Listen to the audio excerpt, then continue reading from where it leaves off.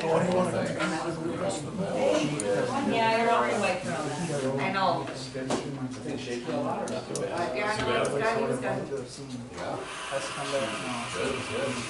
That would be my after. A lot. There's enough. I really got some straps in it. Yeah, I've been picking it out with that. No. You can see my mile long. Trust me. Yeah, they'll haul it up to our beds.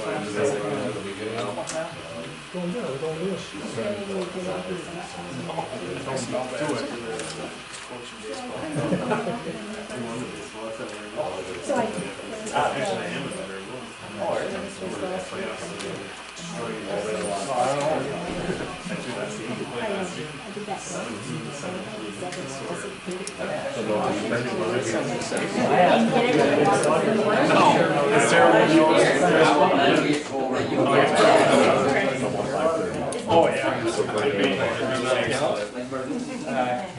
Me too, but. It's next week. It was the 7th inning, and I was like, yeah, I just 20 again already. Like, yeah, this is good to be. Feels warm. Maybe we're not running last 2 days, 3 days.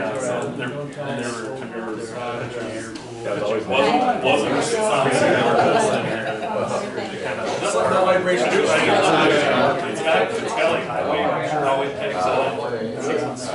Oh, God, yeah. When it's 17 I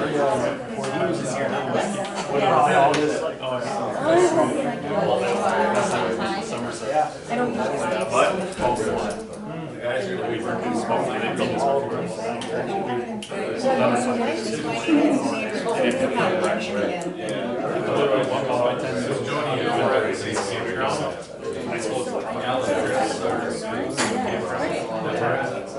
Yeah. And I wanted to watch it. probably not. It's in my office. Who knows? Did you read his last post? Oh, yeah. Oh, yeah. We're Baldwin. We're Baldwin. I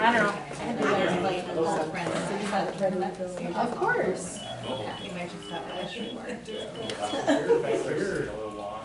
Wherever you want. Yes. All right, call meeting to order. Pledge allegiance. Pledge allegiance to the flag of the United States of America and to the republic for which it stands, one nation, under God, indivisible, with liberty and justice for all. Charlie, there's a chair back there with no sides. Perfect. I know I got the shells. Yeah. Here. What do I do next week? Over that. I was gonna sit front and center unless they wanted. Here. Here. Here. Consent agenda 4 through 8. We want to pull. Beth, I'm trying to run a meeting here. So moved. Second. A motion and second for the consent agenda. Questions, comments? All in favor say aye. Aye. Opposed? Public comments. Public comments are limited to 2 minutes per person. Any public comments? I'm sure we're going to have some. Yeah. One more time, public comments. Okay, let's do the oath. I think I was supposed to do that beforehand, but is the chief here? Yes, it is. Yes. You want to do the oath to your new officer? Oh, I think the official will have to have Mark Jody do it. Oh yeah, that's right. I think you would have to do it. You can stand up there.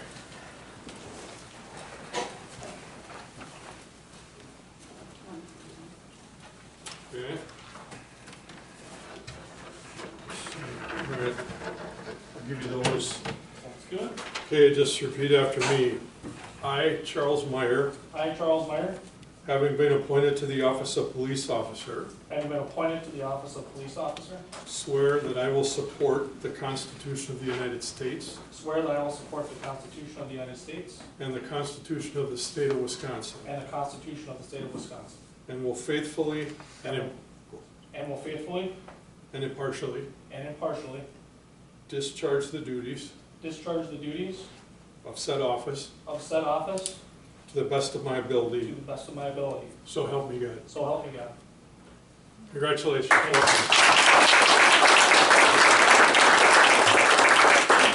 right, hold on. You gotta get some pictures, chief.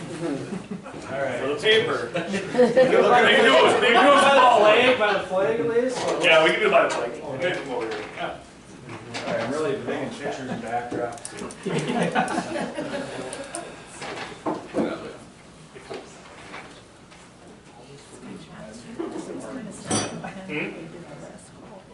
Like hold it up on your.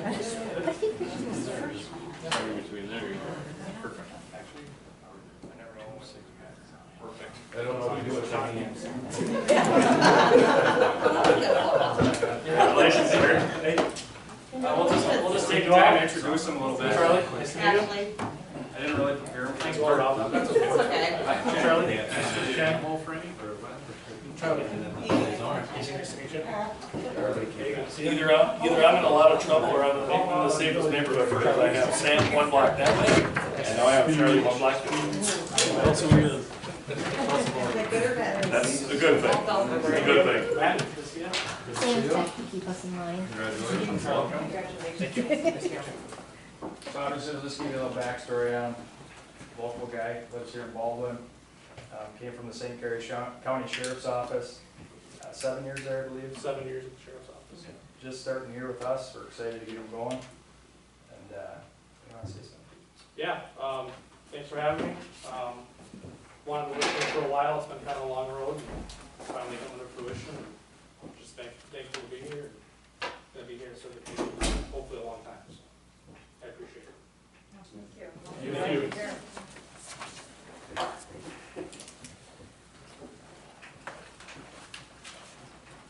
What's his number? 4606. That was supposed to be Sam's number. No, that's the same thing Sam said.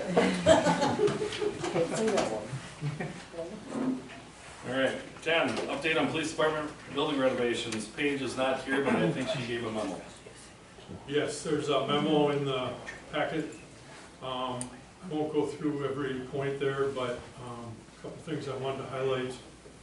The project was put out for bids on June 11th. There was a pre-bid walkthrough that was held on site on June 18th. And from my count of the sign-up sheet and the contacts I got, there was 11 general contractors. So that's pretty awesome. So the other big thing as far as short term now is the bid opening is Thursday, or tomorrow I should say, the 10th, at 2 p.m. So rubber hits the road, so let's cross our fingers that we get some good numbers. And it's anticipated that construction will start, it could be late July, but it may be August and go through December, January. So that's about it, all I would have from that. Thanks, Mark. And just to let you know, the lease is with the DOA for review. For $80,000 a year or a month. Same rent they're paying now, just for the office space and half for the shared and the same for the self-storage building, so. See what they say. You the man. Good deal. You'll find out, they'll contact you. Yeah, I followed up today with another email, because I haven't heard from them for 10 days. It's not that hard to stay informed. When do you think we'll hear? I thought I would have heard by now. Call me. I want to know Yeah. immediately. Thank you. Anything else? Over there?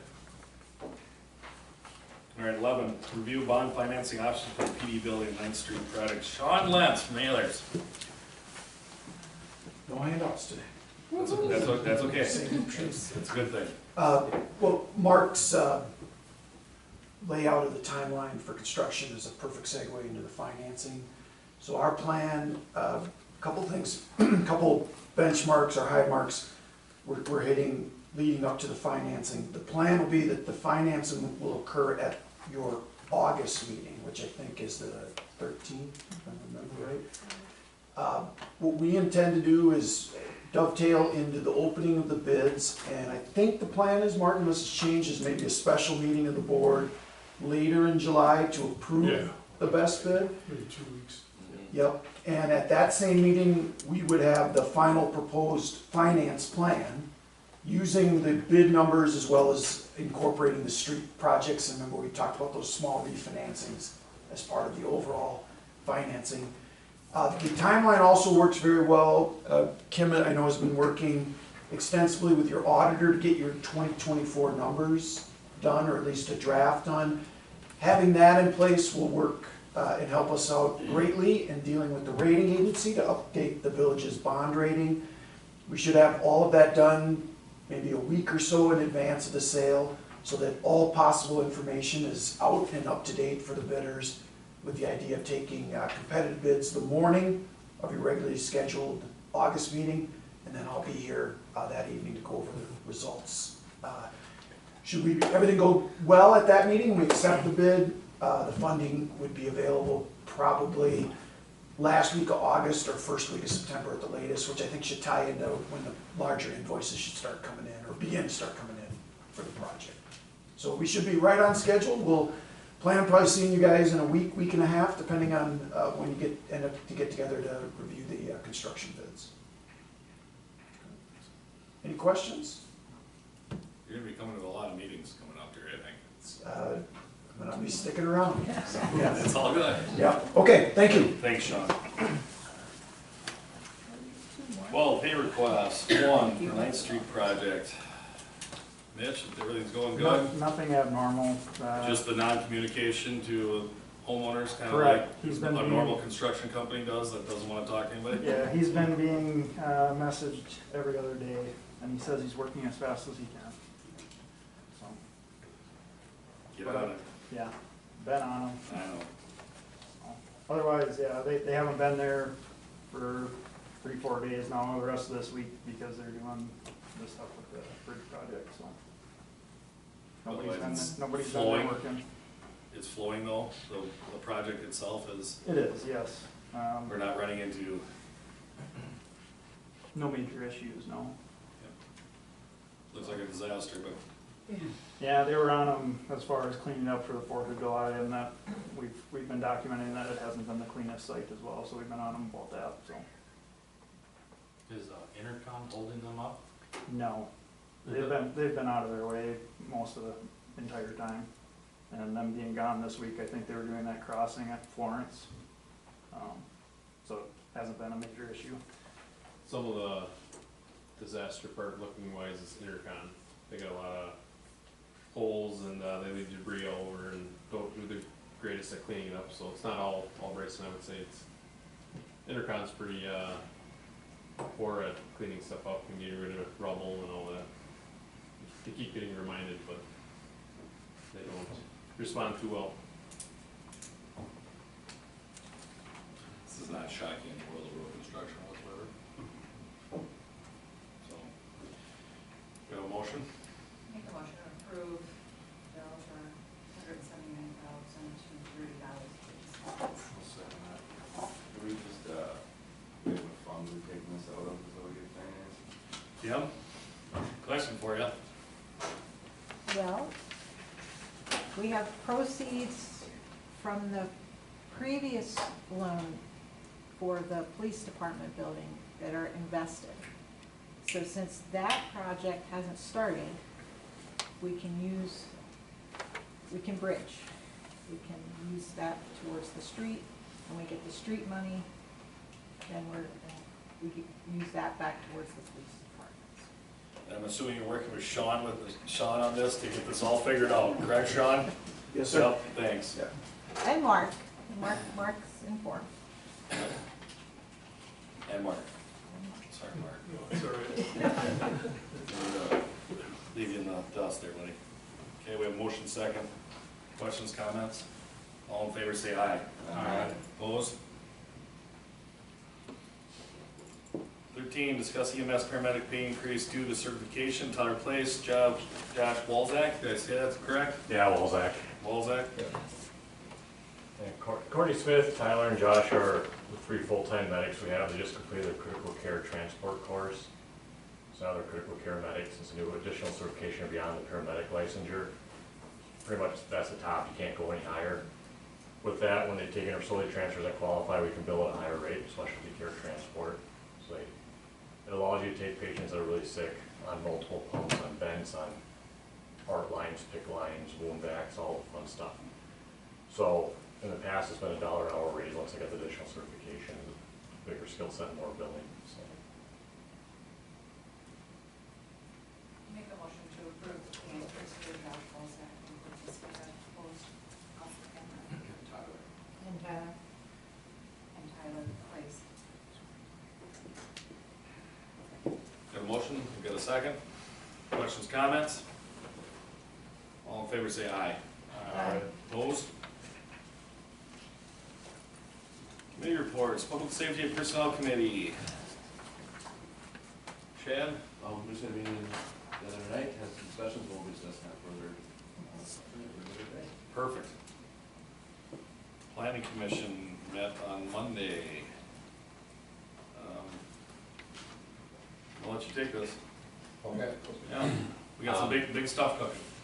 So, Canby Development, which is represented here today too, and maybe they would like to say a few things as well, but I'll maybe give an introduction of the project. So, on Gracie Drive some years ago, we were presented with a project on the property across from the fireworks to build apartments.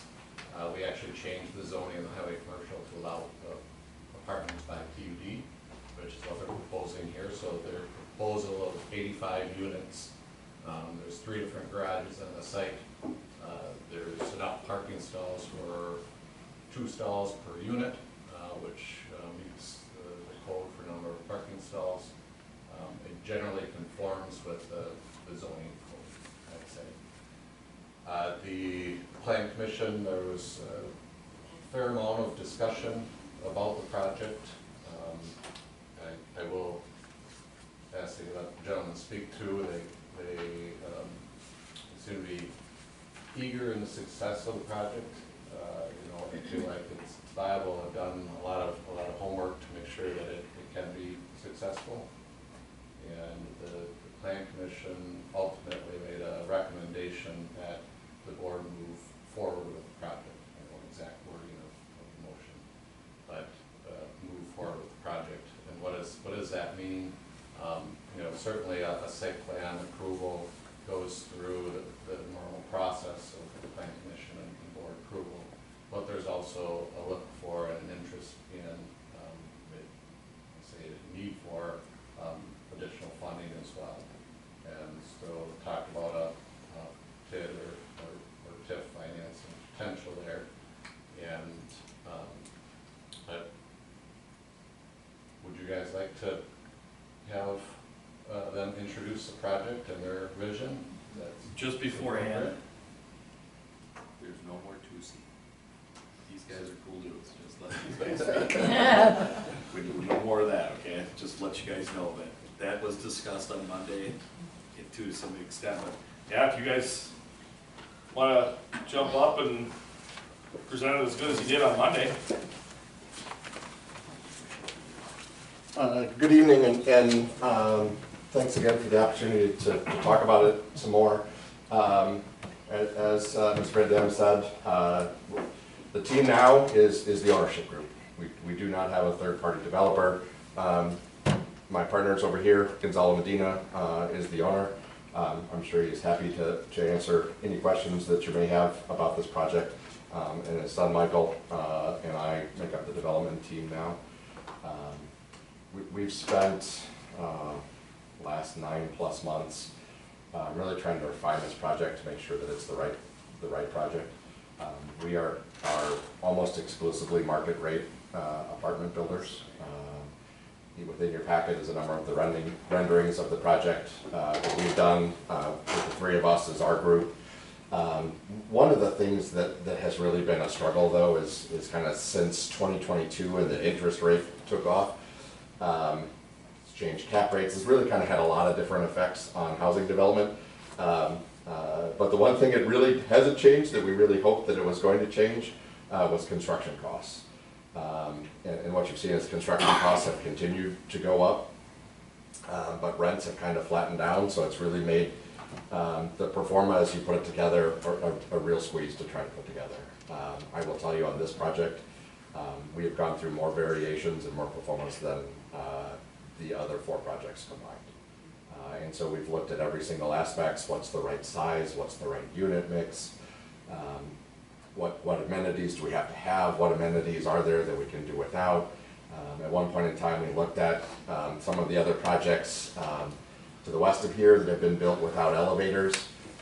But at the end of the day, we build things because we're going to keep them. And so the single most important thing for us is that it's a building that in 20 years we will all walk by and our children and neighbors are proud of that building. And most importantly, we're proud of it. So we've gone back and looked at a lot of different ways to try and find some savings. Understanding at the end of the day, one of our bigger customers is right here in the front row on all of our projects. So our most recent project is a project in Duluth. I think about 40% of our residents, if not more, are healthcare professionals for Essentia in Duluth, which means that you've got to have a certain level of finish. And for us, that meant, you know, we've got to have an upgraded exterior. We've got to have ability to do laundry within the building, and you've got to have the upper end finishes in the kitchen. So after our contractor, Matt Knudsen, principal of AmCon, is here, he does all of our construction. So after we went through with him trying to find all of our cost savings, the reason I think that we're here and wanting to talk to you is at the end of the day, the value of the building as it would be stabilized is not what it costs to build it. So those numbers, 17.2 million, 17.479 million is the cost to construct it, and you're looking at about 16 million of value. So what we're looking for is some tax increment financing to fill that gap. And I know, I think I have done, I was trying to add this up on my way over here, 20-some apartment buildings during my career. 8 of them have got TIF. Every city is a little different. Sometimes it's blight, sometimes it's they want to see upgrades, all different varieties. Generally speaking, through most of my career, it has been the return on cost or the IRR from the project isn't enough that needs TIF. We're kind of in a strange time where this one, it's just upside down. We really want to build this project. Mr. Medina is very committed to building this project. We are very conscious of what happened last time with Mr. Tucci. And I will tell you as a group, we are as frustrated that that didn't happen as you did. It's going to end up costing us millions of dollars more in construction costs, just based on the increased construction cost. And 2 points interest on a $12 to $15 million loan is $250,000 to $300,000 a year. So it's a real significant cost to us. And so I think really our request today is to let our group sit down with Sean. Ultimately, TIF is numbers, right? We have to show why it is that we can't build this without TIF. I've worked with Hellers a lot. I've not worked with Sean before. They're spectacular. If there's a hole in the pro forma, they will find it. We have worked hard on this, all of our stuff. We do demand studies for everything we do by a group called Maxfield. They tell us what the unit sizes are. They tell us what the market rate rents can be. And happy to get into all kinds of technical questions, but at the end of the day, every apartment pro forma, it's a sales pitch to the lender, because if the lender doesn't believe it, you don't get a loan, and if you don't get a loan, you don't get an apartment. The good news here is there's a lot of demand. I think everybody in this room knows there is a lot of need for housing. There's a lot of need for housing here, which is true for a lot of places, and I think from what I see, Towns the size of Baldwin, there's massive need in almost every one of them. And the reason you don't see apartments going up in every one of them, it's still really hard, a disconnect between the cost of construction and the rent that your residents can afford to pay. But the important thing for us is we don't want to put up a vinyl building that doesn't have elevators, that doesn't have amenities, so that the cost meets the rent, and then you have an eyesore for the next 20 years. We would rather just walk away and wait for things to change. That's not good for us, that's not good for the city, that's not good for the residents. So, happy to answer questions. Happy to let Mr. Medina come up and introduce himself if you would like. Or happy to sit down and let you get on with the meeting. Any questions?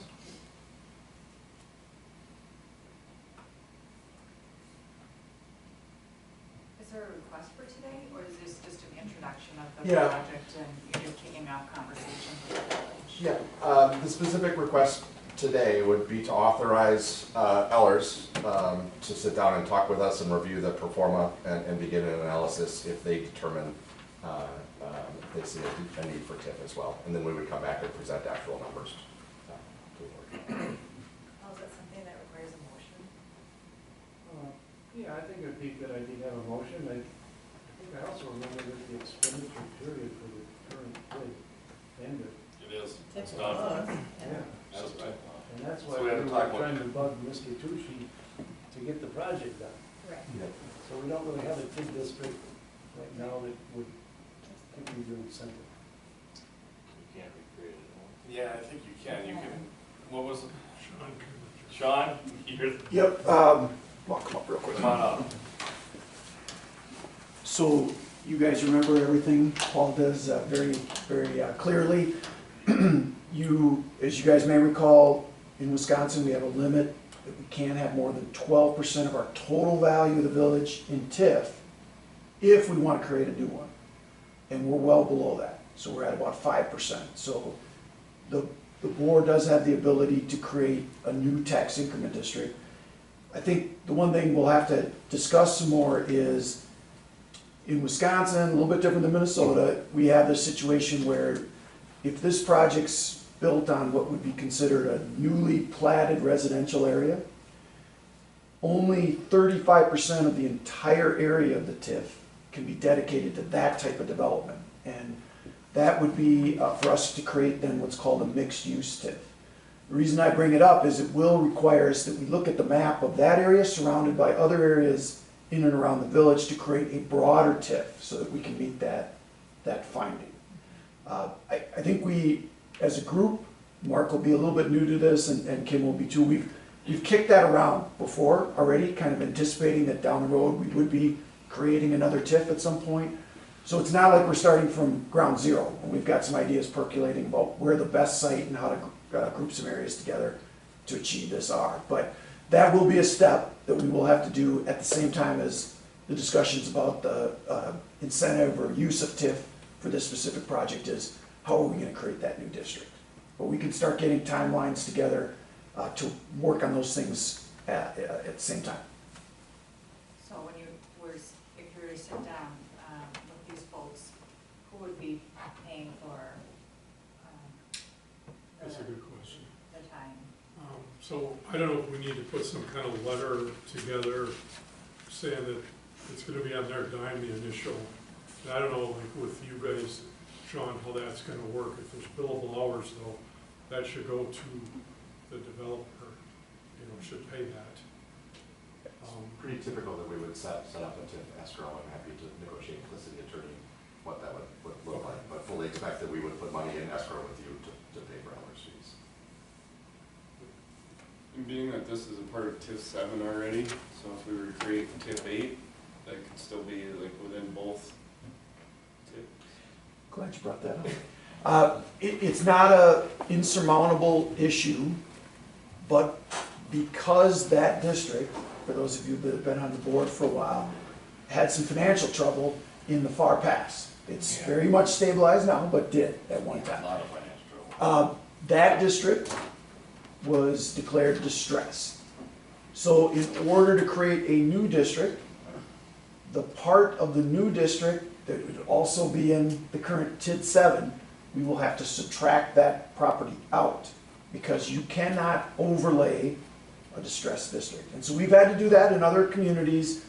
The other good piece of news is because TID 7 is much, much stronger than it was 5-7 years ago, the cash flow is functioning fine. So I don't think these steps will be prohibitive to achieve what we want to achieve.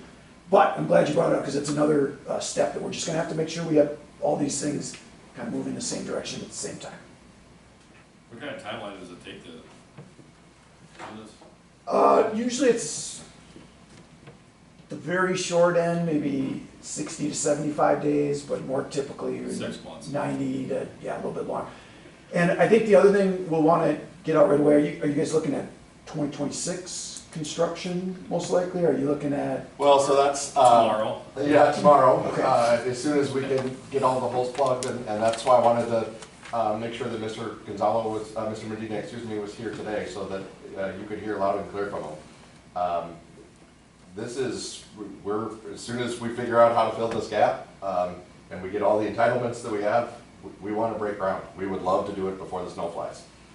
Understand we've got some work to do, and that may not be possible, but if not, then it's as soon as we can start moving dirt, and we've done excavation on apartments in January. Excavators don't care how much frost there is in the ground, so. It just for the board, then the main issue, if we were going to try to achieve that goal, and I don't think it's impossible, but we would want as a board to approve the creation of the new TID by September 30th, because then that makes the base value of our TID go back to January 1st of this year, such that if they're doing work this year, before the end of this year, we capture that value in the district.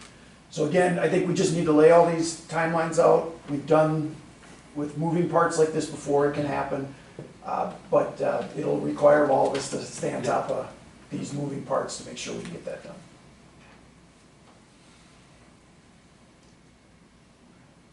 It's a good thing you're here today. We were very happy when we saw it. That was very Mark was proactive, thankfully, yes. Yep. Jody, they're putting in 85 water meters. Everyone's getting all one. I'm just kidding. They're gonna take care of it. They're gonna take care of it all themselves, 1 meter. I just had to throw that at you. So I guess I would like just to make sure the board is okay with the concept of some potential incentive. Because a while back, they were not. We were at first, and then Candy got here too. So I just wanna make sure the board is over that before we go down this road. Because everybody's gonna be working and spending money. So I was a little irritated at the planning commission meeting. I told you guys that this board would be pretty hard on you about that. Now, remember all that little stupid stuff we got from Paul? It was kind of pretty half-assed, I'll say. And this was pretty impressive what they came in with yesterday. They had all the answers where the questions were answered immediately, except for one, you had to look it up, and it was not a big question, but I say let Sean, see what goes on here, and then we can make that decision later. I know there's a lot of bad taste. The problem wasn't with the incentives, it was that the financials against the incentive request was a bunch of crap, and it was offensive. And I would say, they came in here like we're a bunch of hillbillies that don't know what we're doing, and we're just gonna hand out money. And that's when we got mad. Yep. So come with a good economic plan and we'll come to the table. But come in here and demand all kinds of money from the village at the taxpayers' expense with the crappy, half-assed economics, I won't tell you to pound sand. That's As usual. ridiculous. That's how it got out of hand last time, and the whole thing fell apart. And shame on that situation. But, I'll get over my hard feelings and look at a good business case and good economics. Like, why not, right? It's good for the village, it's good for our residents, and we need more housing, and we know that. So no sense in being, like, stubborn about it, but truly, we need good business cases to make good decisions for our village residents and to be good stewards with the taxpayers' money, that's all. And I will tell you, I was not part of what was here before. My philosophy always is, if we're asking you to be financial partners with us and invest in a project, I'm gonna be open book.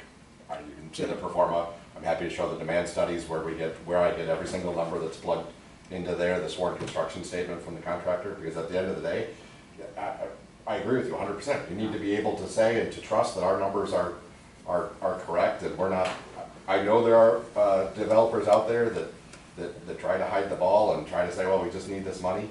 That's not me, and I'm happy to answer any single question you want, provide you with every line item on our total project budget, and then sit down and have a discussion of what those numbers mean and figure out if there's a number that makes sense for you that can allow us to build the project. We're 0 for 2 on developers, aren't we? Let's start thinking about scooters. That was a disaster too. But I was impressed with, the information we had. Matt from AmCon had answered some questions. They've got a lot of previous projects, big projects. Are you doing projects in River Falls? We just finished the Upland apartment. Yeah, Yep, and then we I'm did really the impressed Hudson with Medical that one. Center in Yeah. Hudson. Yeah. Yep. And years ago, I did the movie theater in Hudson, long time ago. So, And that also just finished our project in Duluth, called Eris Duluth. It's a 200-unit apartment building. And anybody is welcome to come and take a look at it, or happy to give you more. There is some pictures of it in your packet, but happy to show you more. It's a spectacular project, and AmCon did absolutely wonderful job. I'm sure the city of Duluth would be happy to share with you their thoughts on how well it went. So do you always take into consideration, I guess, the area and what type of buildings? Because I looked at your profile on AmCons and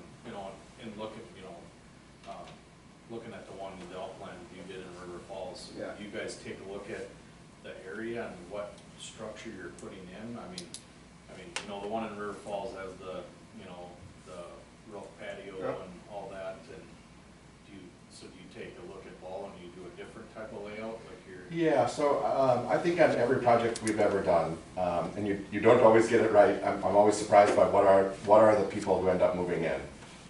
But you're trying to figure out, is your demographic, and in some cities it's 25 to 40, and in some you get a lot of empty nesters who just don't want to deal with houses anymore, and the designs are different.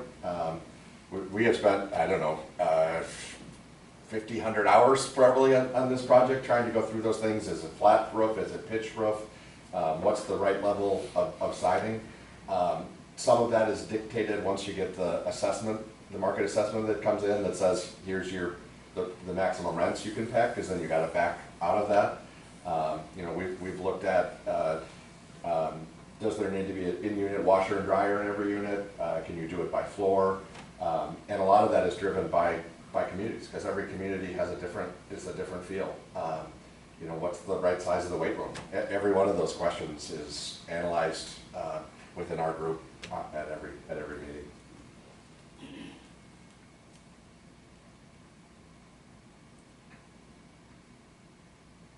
Mark, do we need a legal agreement drafted before we start all these conversations and make a motion to approve? Like, do we need to get something? Well, I would,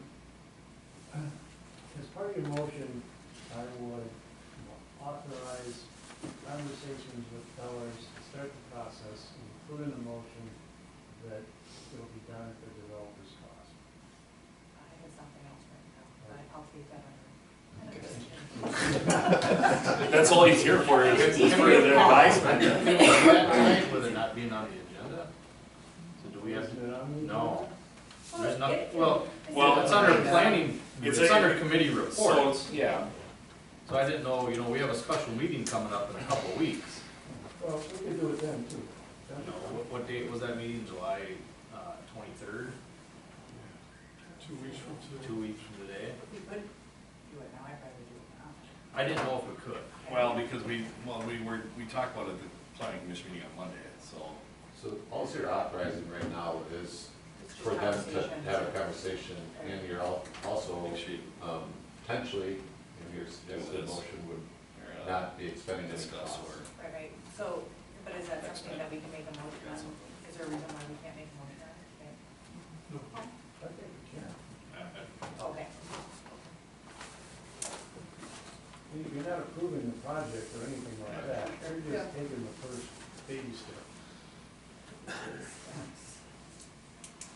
All right, well, I'll make a motion to approve conversations between CAMI Development and Ayers at the expense of CAMI Development, hopefully by setting up a escrow account, and subsequently drawing up a legal agreement as needed. The end of my words. Second. Motion second. Questions, comments? All in favor say aye. Opposed?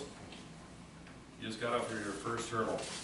I will say we stopped at A&W on the way home last night. I had to call my dad, so for those of you who weren't here, my parents lived in Baldwin a number of years ago.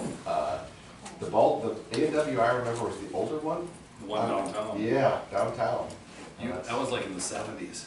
Oh, geez. Oh, That's a while ago. 80, it might have been early 80s.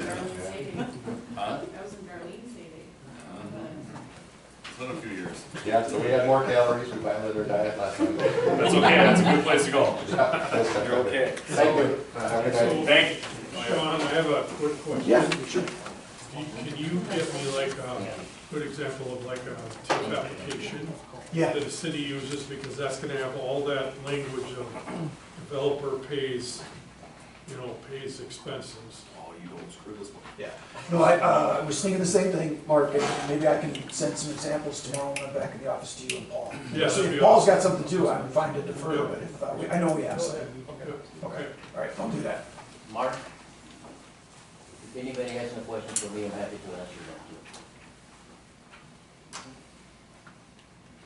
Get rid of Paul, good enough for me. too. We already did. I know, I kind of figured that. As painful as been for you guys, it's been painful for us to have him. These guys are smooth talkers, you got better guys here.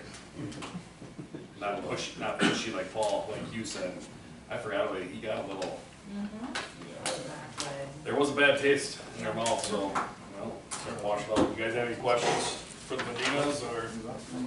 I just wanna say, thanks for kind of keeping the project alive for our community. I know we've, as board members, had some disagreements and agreements on bringing apartments into Baldwin. I work for a telecommunications company, and in our business, it's something to bring, multi-tenants in. I mean, we have services in River Falls, and we see the growth over there. Yeah, it's a college town, but there's a need, right? And there's a need for single-family homes too, but I think you see the growth of these townhomes and apartment buildings grow faster than anything, right? Especially along our I-94 corridor. I mean, you drive through Woodbury and, Shakopee and all those, right? So I really commend you guys for keeping this alive, and I hope as a board, and I hope working together we can do this, because So, I live in Woodbury. yeah. We raise a family in Woodbury, and we have a lake home in 12 miles northwest of Spooner, a lake called Big Mackenzie. So Mackenzie invited Landing. by, pardon me? Been to Mackenzie Landing. Good food. Yeah. Good food. Sorry to interrupt. Better drinks. Yeah. So I went to college in Superior and started my career over there, and that's the reason I built 200 units of apartments in Duluth, because I wanted to get back to where I started. And to the point of trying to make Mark's counterpart and Shell Lake invited me to go to the city, and we looked at a school that he had to tear down, and we actually got it under contract. The problem was that if something happens to MSP Airport, for security reasons, the second piece of recovery is in somewhere in Michigan. And the third piece, if Michigan fails, is right there at the end of the airport in Shell Lake. And I did, and we opened up an apartment building in Blaine.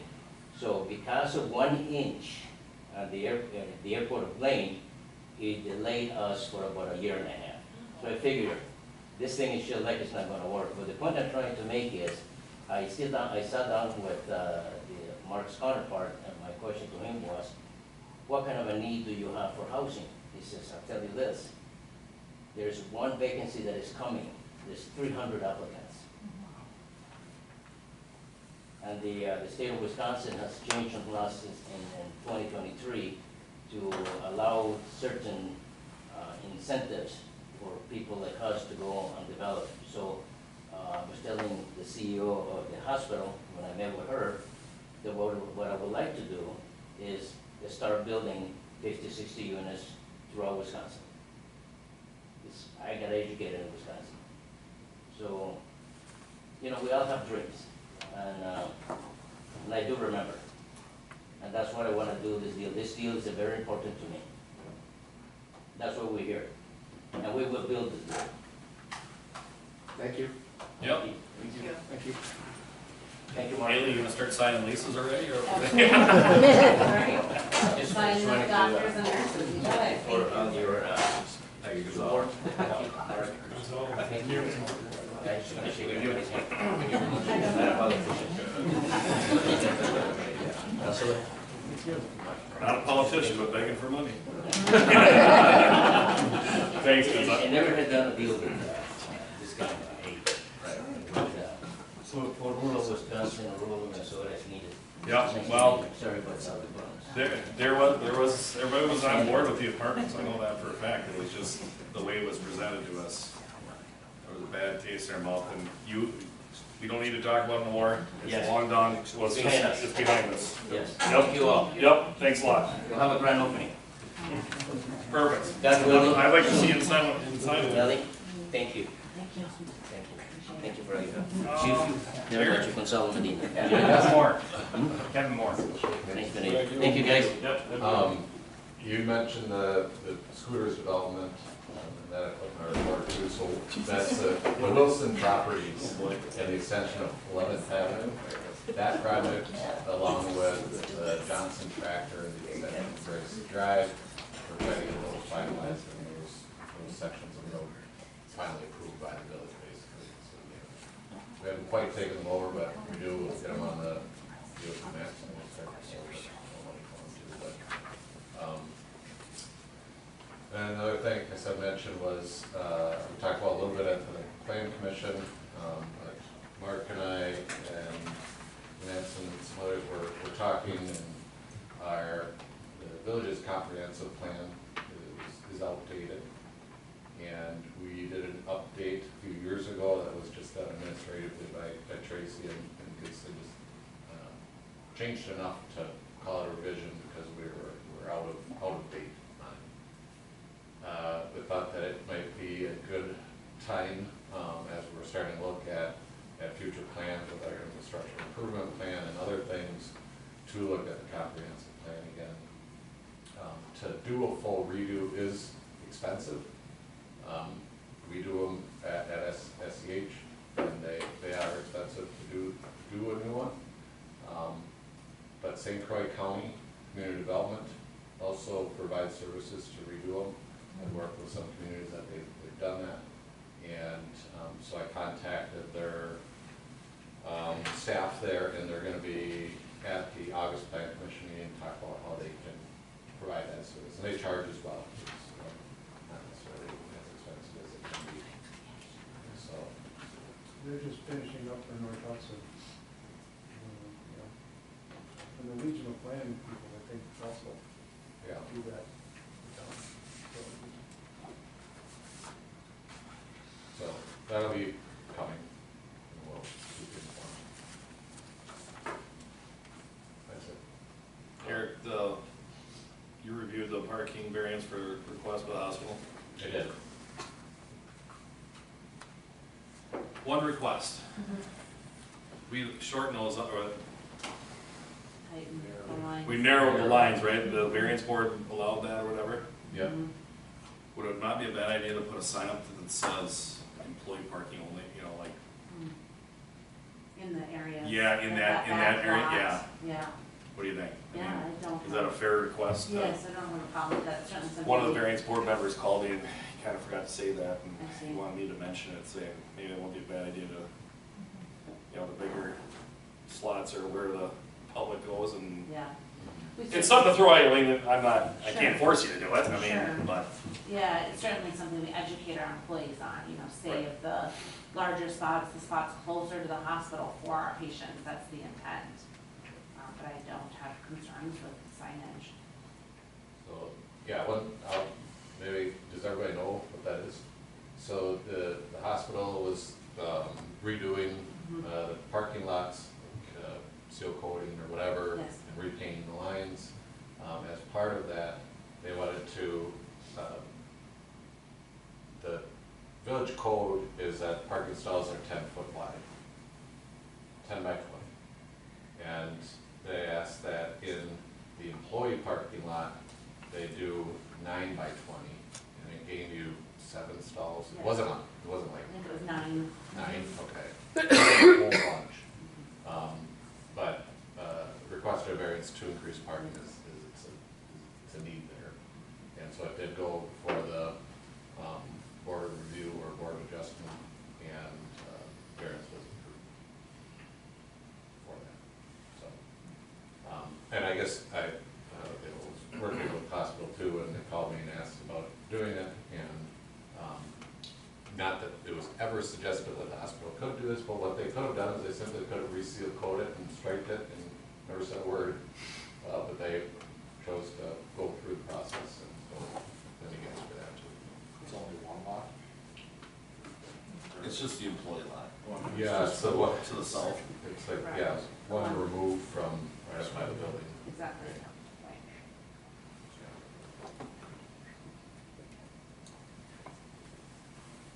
That's all I had for Eric. Do you have anything else? Okay, moving on. Graham, All right, what do you got for me? All kinds of fun stuff. all kinds of fun stuff. Thanks, see you later. We'll get you an apartment building here in one I know where I'll be. You know? All right, so you can see, I got my update in the packet there. 9th Avenue Street project has begun. They poured the water main underneath the creek from the Windmill Park bathroom to the north side by kind of by Newton's there. That's in, the water's connected to that, the new water main, approximately up to Florence Street on 9th Avenue there.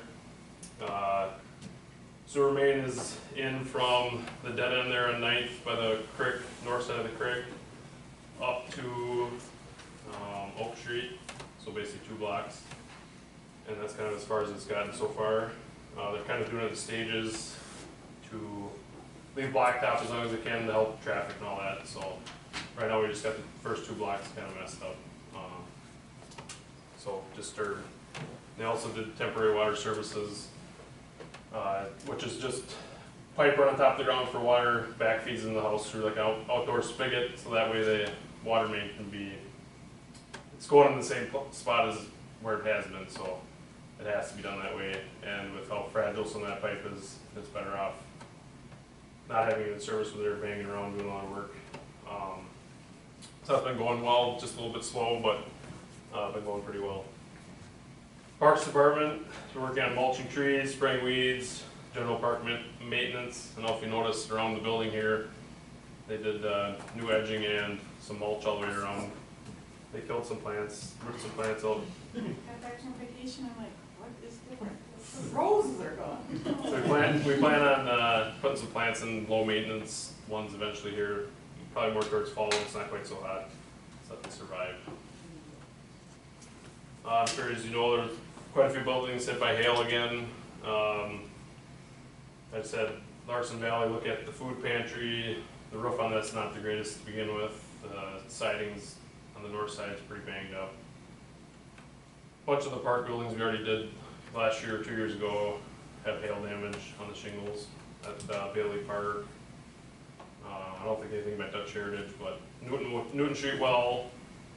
So they're gonna figure out what we're gonna do there. Hockey building's all, not shredded, but the foam has holes in it all over the place, so we're gonna do something with that. Plays it 3 times in 4 years. Yeah. So we did that, the company that put it on the last 2 times gave us a quote, looked at it, and now we have another company from Altoona, by our area, looking at it as well. They looked at it the other day. We're gonna provide a quote for that as well.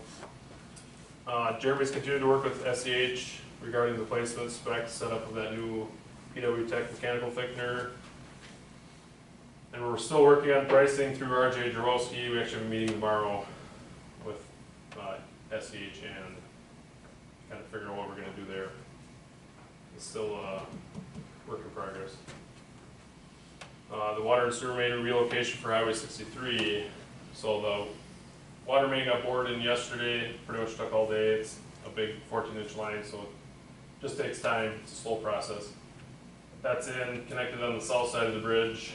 The force main was put in today, and tomorrow morning right away, we're gonna bypass, connect either side of that, and then finish connecting the water on the north side and be back in business.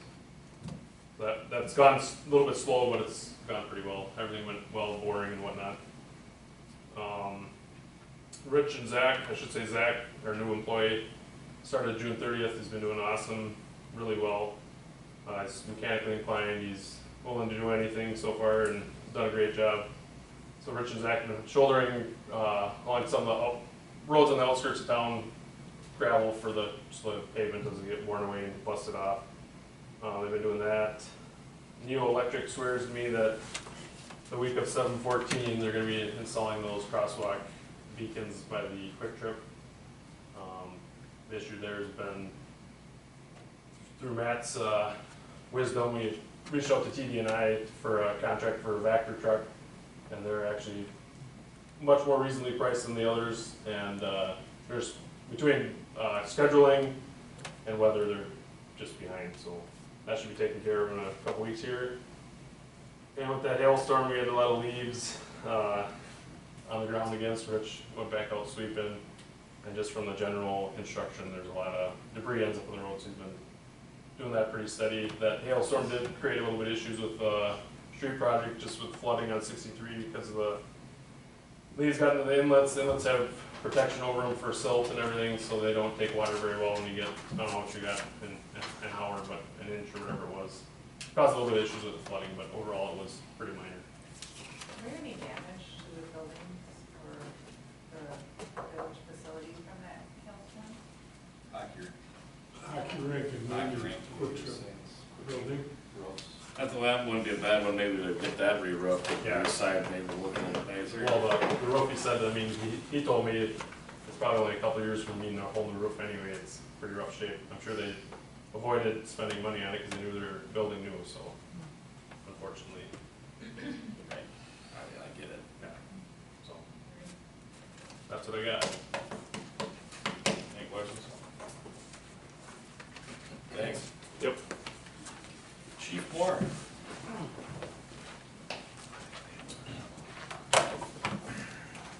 So I have my report up there, added, call numbers for the past month. Roughly they're somewhat consistent with trends. Obviously in the summertime we see an increase in calls, so that's going up a little bit. That includes cases, traffic, and citations. Kind of already addressed it. I already introduced Charles. He's our new hire, just recently started. Got him going here. We're excited to have him, excited to get him moving on. It'll be good for our staffing, good for our people, good for everybody. He's going through the field training process right now, which is about 3 months long.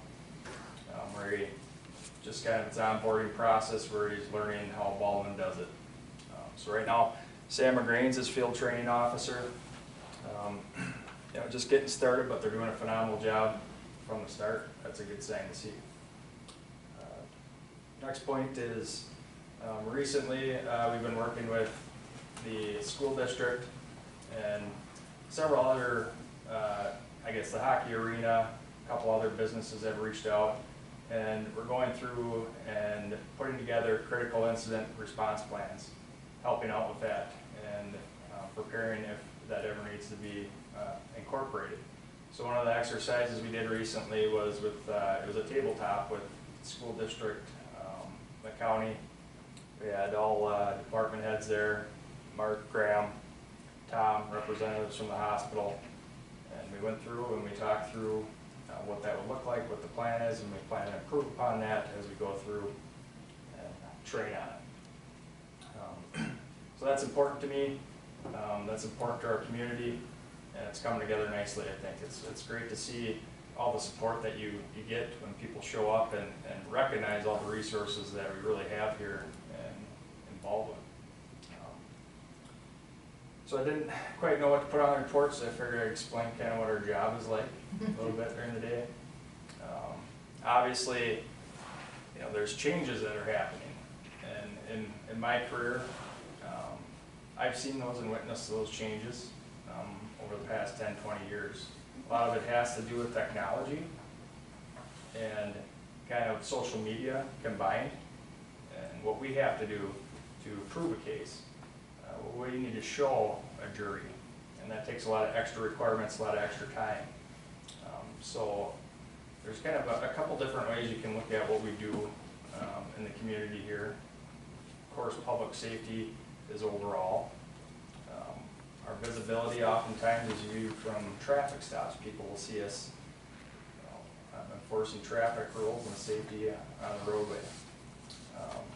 The other aspect of that is just the different ways we're involved in the community. We have to work with the community. Without having the community on our side, we can be ineffective. So we have to let them know who we are, and then also let them know that they can trust us and come to us. So that's two main points. The third one goes into our investigation work. So the other two are very important and critical.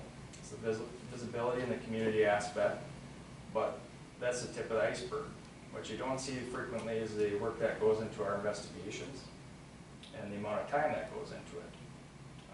Just this week alone, we've had 5 or 6, you know, I'd say substantial frauds. So our objective as a police department is when somebody comes to us for service, we're going to provide that. We're going to see through. That takes a lot of time, it takes a lot of energy, and I can say, Sam, he wears a lot of different hats in our department. He's our school resource officer, manages our fleet and the equipment associated with it, and he's on top of it. Field training officer right now, helps out, does our evidence collection and tech processing. Those are just some of the things. There's probably 5 or 6 others I don't know he does, but he does a pretty good job at that. But that's kind of all encompassing. And I think recently what we're trying to do is it takes a little bit of time is to get them into that investigation aspect, and that's what we're doing with all our officers. So there's a process that comes through. In order to prove these cases, we have to put a lot of time and effort into it by obviously working with different financial institutions, different organizations, DCI, county, different states, federal agencies, all to make these things come together, because it doesn't just stay in Baldwin. It leaves, it goes across country. We even have a high profile one that's overseas right now that we're working with. So that's a bulk of what we do. It's all very important. Yeah, I guess that's kind of what I want to let you know. So, any questions? Oh, thank you. Good. Still working on your clocks for budget. No, I know, and that's a good point. You brought that up. It's Budgets will be around the corner. I know Quickly. So 18 of them, right? Not 18. Must have wrote that down. No, yeah, you did. Definitely. 24? 18 of them. 24, finally. All right, you guys got our report. Month of June, 132 calls for service. Of those, 39 were transfers. So transfers are just plugging along, which is good. The police intern, he spent the day with us, got to go on a couple calls. We taught her got her certified CPR and first aid, focused primarily more on bleeding and wound control and some of the stuff that you might encounter, diabetic issues and traffic stops, some of that stuff. We spent a lot of time talking about the different mental health situations on Wisconsin versus Minnesota and how much easier it is on the Minnesota side of the river. And sometimes how EMS like, do you want us to take them to regions? You know, you can get a 72-hour hold on them really quickly there. Some of those little pins that we might drop. So she had fun. We learned a lot from her, and I think hopefully she'll learn something from us. Who's the police intern again? I don't know, she looks like she's 7. Is that the one that looks like she's years old? I thought it was a kid. No, She was in it. Did she come in with additional last Yeah. month? Yeah. I thought that was his daughter. and I'm the insurance. All right, so that's who we're talking about. Yeah. All right, gotcha. Ted Borg. Sorry, didn't mean to interrupt. No, we're good. So we had an ambulance and crew at the Peace Lutheran Church Safety Fair. I believe fire and police were there. WWH was there. We focused primarily on when to call 911, what to call 911 for. So like, those younger kids, I think 30-some came through. You got a paper cut, do you call 911 or do you call your mom? If your brother stabbed you tonight, do you call 911 or do you call your mom? You know, stuff like that. So then sort of walking through what happens if they call 911. And then of course we showed them inside the trucks and gave them free stuff, and I think they had fun. So that went really well. With our education too, we did teach the library staff, the ones that didn't get the first time CPR and first aid. It was Beth and 2 other staff members. We had fun, good time. GMT, we haven't seen our reimbursement, so what we get yet, since I sent the items here, they did send back some questions on stuff I had to clarify, so I worked with Kim, send that back to them. I just got an email here that they have another question on something, so we'll have to address that, more clarification how we do stuff. So, you know, EMS is different in every village. Some are fire-based, some aren't, some are full-time, some are all volunteers. So, this next item, I think we just won't even address it. Jody mentioned she found some other stuff out, so her, Mark, and I will be talking about it later. But the new billing company, we started them July 1st. Things have been going okay. We haven't had any big hiccups yet. We're still with the current billing company for 90 days, and have a 90-day runoff. Then after that, everything else gets transitioned to the new company. But every run from July 1st on out is with the new billing company. We're still working through some issues with image trend. And that's where we write our patient care reports. We have a bridge that we pay a fee for, that the billing company, EMSMC, currently owns. So we're getting our own bridge so we can control that. We started this process, and we're currently waiting on the tech support and image trend to give us our new web address. I was on the phone with them yesterday, so hopefully they can give me the web address soon. I know Eric and Galen from ECP were working on that with me. So it's not really slowing down the billing. I got Eric into our side of things so you can see all of our runs. It's not really slowing anything down, just be more convenient in the future. But that's about it for EMS. Yeah. Are you certified? I'm certified. All right. And apparently I'm supposed to sing "Staying Alive" and not "Another One Bites the Dust" when you do CPR. So. Yeah, you guys don't watch The Office.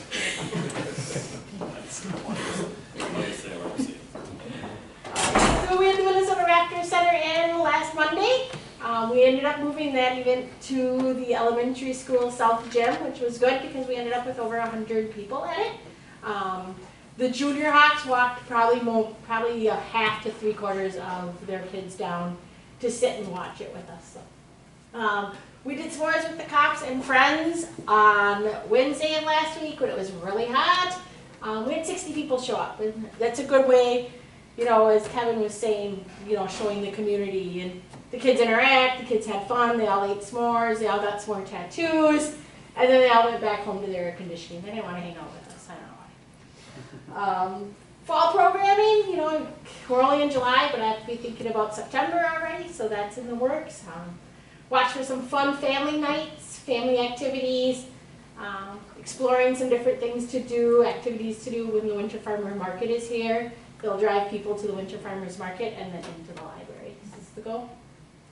We are partnering with the Hammond Library. We're going to offer a kids artist market in August as part of one of the farmers markets.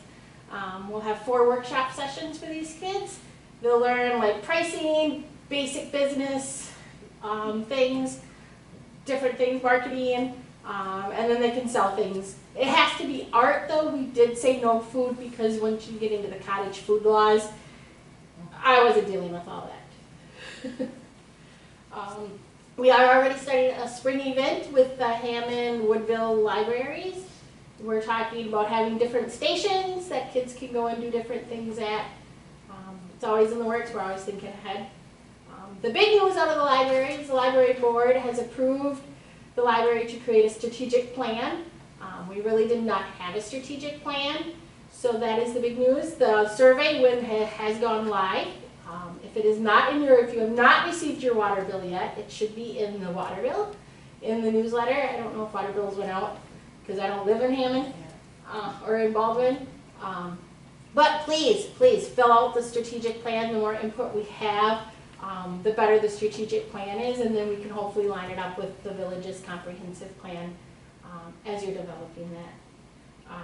The PACA grant was submitted on Monday. Fingers crossed we get it. We're looking to increase the Spanish section within the library.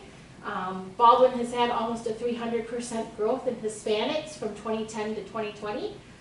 And the library really doesn't represent that, so we really want to work on increasing that section. And then 4-H is offering some robotic and 3D printing classes in the month of July, so that's one of our new community partnerships. Questions? Not until I get laid off, I'll tell you when I can come help you. I called bingo. Could have called July 4th bingo for me last week. Yeah, that's probably a good idea. I don't know. It's I kind would of, have to see the numbers. it was kind of fun. I thought I was going to have these two girls. We had these cool headbands with different 4-H, different U.S. things on them. I thought I was going to have these two little girls going at it. I was going to have to call Chief in to break up the little girl, like 8-year-old fight. You could handle it. Thanks, Beth. I don't know, you know, have you ever seen girls scrap? They can get nasty. What's that? It is me. Yes. Yes. Well, administrator. All right, so just a couple things. In the packet I put an analytic report that was done for the Be Well Clinic. I'm not going to go through this. It's very up and down, you know. But I think there's some good information in there for us overseeing this, you know, where I'm sitting. And then clinic stats, I am going to try to put these come out, I believe, quarterly. I have been trying different things to get our participants up with this clinic, and it has improved somewhat. We are going to be looking at this very carefully over the next couple of months, tied in with the budget. Kim and I are. We have a call with Alera in a week or two, and this is going to be kind of front and center, one of the things we're going to talk about. The Be Well Clinic is an awesome benefit for us to offer our employees. They can go to that clinic basically at no cost for a lot of things. And, you know, I think that the word has gotten out, but, you know, compared to other groups, I wish we would see more participation. But again, it's a really good, you know, it's a good thing for us, but we have to look at the dollars and cents of just like anything else. The one thing it does do, it does cost us money, but it does reduce the claims that go into our health insurance, and that does help. You know, last year, for example, our health insurance went down. And that's one of the things we're going to talk about with Larry, is how we can tie those two together and try to analyze it. How we can look at the use of the clinic and how that affects our premiums as an employer. The good news with the Be Well Clinic, one of the good things is that they did I think it's an annual survey, but the numbers of those who used it came in very high. Very high, so I was really glad to see that. Now our provider, our PAC is leaving in August, Jessica, which is unfortunate because she's done a really good, I think, really good job. So we'll see what happens. We're in the process of interviewing some new providers, so hopefully we'll find somebody. Who's this we? Well, it's all the members of the Be Well Clinic, the Lotto, the school district, there's several other manufacturers. Okay. Members, so I was we just have wondering who you hiring now? we have a board, like a board of directors. Oh, okay, I got you. All right. Okay, next thing I want to talk about is, I have been talking a little bit now with the chamber, and I want to kind of bring this up to the board about, I feel there's a need to, on both ways on Highway 63, to have some kind of signage toward the business district. So I've been working with DOT, Eric gave me a reference. I don't have pricing information yet, but I'll be coming back with this. But I do think it would be good to have a sign that points to the business district. I've always thought this. Graham, here's a question for you. The industrial park sign that's super old, that has company names on there that haven't been around here in 25 years. Talking about the one on by Ford? Yeah. Yeah. Is that us? And we discussed this about 3-4 years ago, 2 years ago, something like. Yes. Remember this? Because I was requesting a business district sign for downtown and got poo-pooed because it's like, we don't want to point people to downtown. We don't want to list specific names. We don't want to do this. We don't know where to put it. Turn into a bunch of nonsense. It's a good time to start doing it because, yes, I remember that. You did get poo-pooed. Yeah, by someone who shouldn't have been talking. Very true. True fact. So I'm really happy that you're bringing this up. That's my way of saying thank you for bringing this up. Well, and I'm talking involving the chamber in this, just because they should be involved in it. I would love to see them cost share with us, but I don't know. I've kind of gotten. Anyway, can you put on that list, let's go think about that industrial park. Yes, we'll follow up on that. If there's some names out there, I mean, I don't even look at it no more because I drive by it how many times a day? But We can get blank, I'm pretty sure we can get blank or have the stickers wherever removed. So Right. blank for the ones that are there. should take some blanks out, maybe there's some other businesses in there now that, Lupian, Andy, whatever his last name is, Brinkman? He reached out to me and just wondered, like, who to contact, and, like, Graphic House, the kind of the company we do a lot of signs, they take care of it, so it's their responsibility to get it, their name and all that stuff, and Graphic House will change it out for them, but we can, yeah, we can figure out a way to get blank ones in there, with nothing on them, with the companies that are no longer in there, for sure. And then we've also talked along the same lines of this, I don't want to go off script here too far, but we talked about the signs that point to the village offices. They need to be replaced, and I started that discussion with Brian actually. But that's another thing Graham and I talked about, it's those signs. I think coming from the north, it's not as bad, but coming from the south is, I'm not saying it's embarrassing, but I just think we need to replace it. So that's another sign that I definitely want, a couple signs I want to see replaced, so. And then second to last thing I was going to talk about, there is an emergency preparedness training for elected officials. I will forward an email out to everybody, department heads and the board about this, but I want to mention this during the meeting. I think this would be a very good program for board members to go to. It's being put on by emergency management, it's sponsored by St. Croix County Emergency Management. It's really a FEMA program, and I think, I didn't know they had a program for elected officials and basically people like me. But I tell you, when there's a disaster, it sure is good to think about this and get people on the page of starting to think about preparing.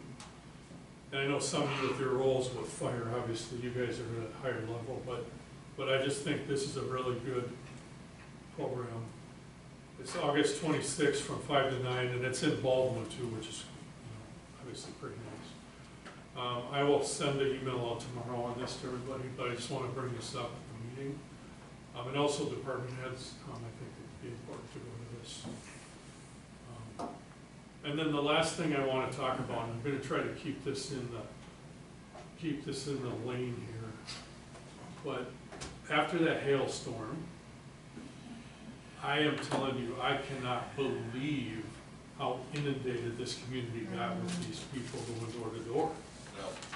Okay, so I guess my point with this is, I want to thank Kevin, I want to thank Sam, I want to thank everybody from the police department that was involved with this, and I also want to thank Jody D. We had 70 people come in here over, let's say, a week period. Not 70 companies, but 70 individuals that had to fill out peddler's transient merchant license. 70. I mean, seriously, what in the... Because the police officer were out of like stinking. Yeah, I was driving around too on Friday. I went into Dutch Heritage because I knew that area was gonna get sure as heck.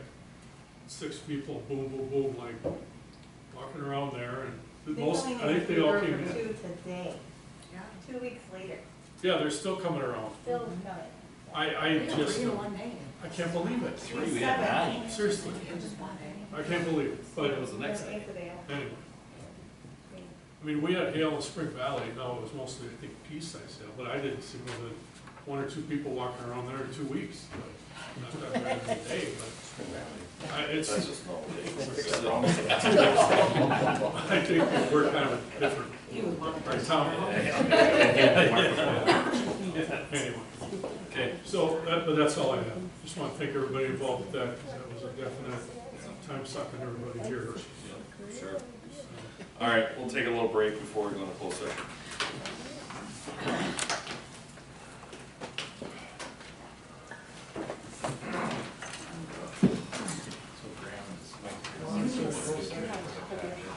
Yeah. You need to stick around for this one. Yeah, I don't think it's gonna be a long. Please go get your license. Want to get ice cream truck? I think I'm gonna hate it. It hasn't all yet, we talked about it last month. Oh, I did.